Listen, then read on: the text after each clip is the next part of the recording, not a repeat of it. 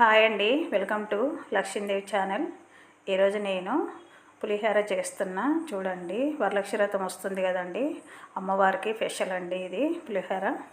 ముందుగా 1/2 కేజీ బియ్యం తీసుకున్నాను. 1/2 కేజీ అంటే 2 గ్లాసులు అండి. 2 గ్లాసులకి 3 గ్లాసులు వాటర్ పోయాలి. పోసి ఒక 2 చెంచాలు ఆయిల్ వేయండి. అంటే పొడి పొడిగా వస్తుంది అన్నం ఉడికితే.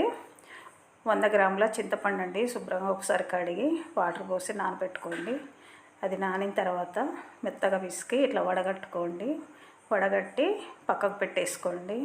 పెట్టుకున్న తర్వాత మరొక కళాయి పెట్టుకొని అందులో తగినంత ఆయిల్ వేయండి. వేసి పల్లి గింజలు, వెండి మిర్చి, తాలింపు గింజలు వేసి కొంచెం కలర్ వచ్చేంత వరకు వేపుకోండి.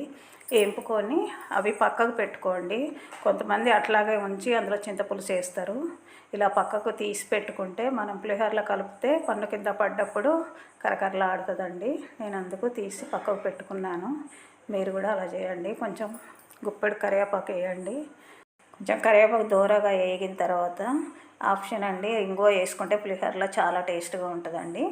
నేను కొంచెం వేసాను, మీ ఇష్టం ఉంటే వేసుకోండి, లేకపోతే లేదు. ఒక 1/2 చెంచా పసుపు వేసి కొంచెం వేపుకొని మనం పిసికి పెట్టిన చింతపులుసు ఉంది కదండి, అందులో పోసేయండి. పోసేసి రుచికి తగినంత ఉప్పు వేసుకొని హైలోనే పెట్టండి.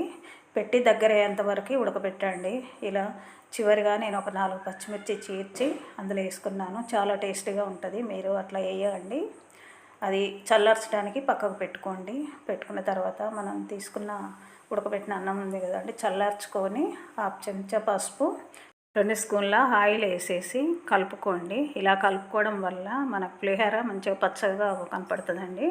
మనం తాలింపు చేసుకున్న పులిహోర పులుసు అందులో వేసుకొని పల్లి గింజలు తాలింపు పెట్టి పక్కకు పెట్టుకున్నాం కదా, అది కూడా అందులో వేసుకొని అన్నం మొత్తం కలిసిపోయేటట్టుగా కలుపుకోండి. గంటతోటి అయితే కలవది, చేయి పెట్టి మంచిగా కలపండి.